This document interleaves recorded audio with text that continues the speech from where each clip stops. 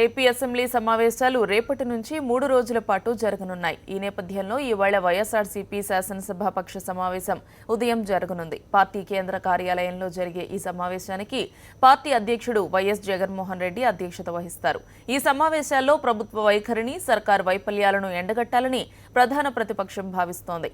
ఇందుకు సంబంధించి 35 ప్రధాన అంశాలపైన సర్కార్ను నిలదీయాలని రెడీ అవుతోంది. ఇవాళ జరిగే సమావేశంలో ప్రజా సమస్యలపై సర్కార్ను ఎలా నిలదీయాలి అన్న విషయమై వ్యూహరచన చేయనున్నారు.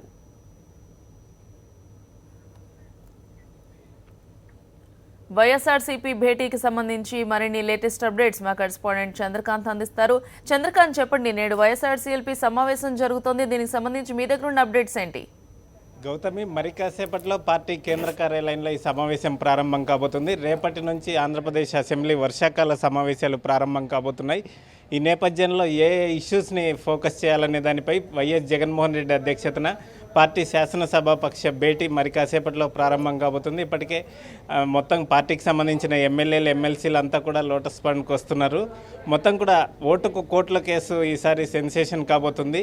ఈ నేపథ్యంలో దీంతోపాటు 35 ప్రధాన అంశాలు ప్రజా సమస్యలకు సంబంధించి అసెంబ్లీలో చర్చించాలని చెప్పి వైఎస్ఆర్ కాంగ్రెస్ పార్టీ డిమాండ్ చేస్తుంది. అసెంబ్లీ సమావేశాలు కనీసం 15 రోజుల పాటు నిర్వహించాలని చెప్పి వైఎస్ఆర్ కాంగ్రెస్ పార్టీ డిమాండ్ చేస్తుంది.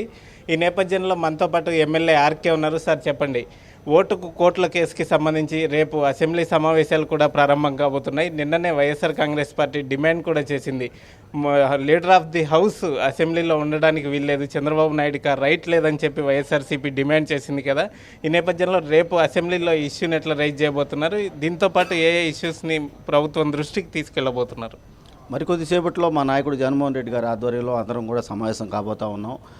ఎంత దారుణంగా ఈ రోజున ప్రభుత్వం, చంద్రబాబు నాయుడు గారు రాష్ట్రంలో ఉన్నటువంటి పరిస్థితుల్ని మీద శాసనసభలో చర్చించాల్సిన అవసరం ఉంది అని తెలిసి కూడా కేవలం 3 రోజులకే శాసనసభని పరిమితం చేయడం చూస్తే చంద్రబాబు నాయుడు గారు చేస్తున్నటువంటి అవినీతి, ప్రభుత్వం చేస్తున్నటువంటి తప్పులు ప్రజల దృష్టికి తీసుకువెళ్ళకూడదు అనే ఉద్దేశంతోనే చేస్తున్నట్టుగా కనపడతా ఉంది. ఎందుకంటే ఈ రోజున రాష్ట్రం రాయలసీమ ప్రాంతంలో కరువుతో అల్లాడిపోతూ ఉంది.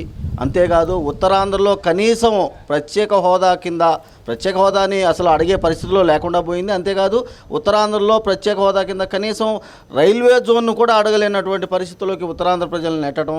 అంతేకాదు మరి పుష్కరాలను అడ్డం పెట్టుకొని ఎంతగా చంద్రబాబు నాయుడు మరి తెలుగుదేశంలోని పెద్దలందరూ కూడా ఏ విధంగా దోపిడీ చేశారనే అంశాలతో పాటుగా ఈ రోజున చంద్రబాబు నాయుడు గారు ఓటుకు నోటు కేసులో అడ్డంగా దొరికిపోయి మేము సాక్ష్యాధారాలతో ఏసీబీ న్యాయస్థానంలో సమర్పించినప్పటికీ కూడా కనీసంగా విచారణని కూడా ఎదుర్కోవడానికి ఇష్టపడినటువంటి చంద్రబాబు నాయుడు ఏ రకంగా 8 వారాల తాత్కాలిక స్టే తెచ్చుకున్నాడు అనేది కూడా ప్రజల్లో అందరూ కూడా గమనించారు. ఈ విషయాలన్నిటి మీద కూడా కూలంకషంగా చర్చించి మరి తప్పులు ప్రజల దృష్టికి తీసుకువెళ్లాల్సిన అవసరము, మేళ్లు చేయాల్సిన అవసరం, ప్రజలకి శాసనసభ సమావేశాలు సాక్షిగా చేయాల్సిన అవసరం ఎంతైనా ఉంది. దీన్ని తప్పించుకోవడానికే ఈ రోజు చంద్రబాబు నాయుడు కేవలం 3 రోజులే దీన్ని పరిమితం చేస్తూ ఉన్నారు. సార్, ప్రధానంగా ఈరోజు మధ్యాహ్నం అంటే ఆంధ్రప్రదేశ్ ఏదైతే ప్రజలు కోరుకుంటున్నారో ప్రత్యేక హోదాకు సంబంధించి ఈరోజు మధ్యాహ్నం ఒక ప్రకటన వచ్చే అవకాశం ఉంది. ప్రత్యేక ప్యాకేజీ కేంద్రం ప్రకటించబోతున్నట్లు వార్తలు వస్తున్నాయి కదా.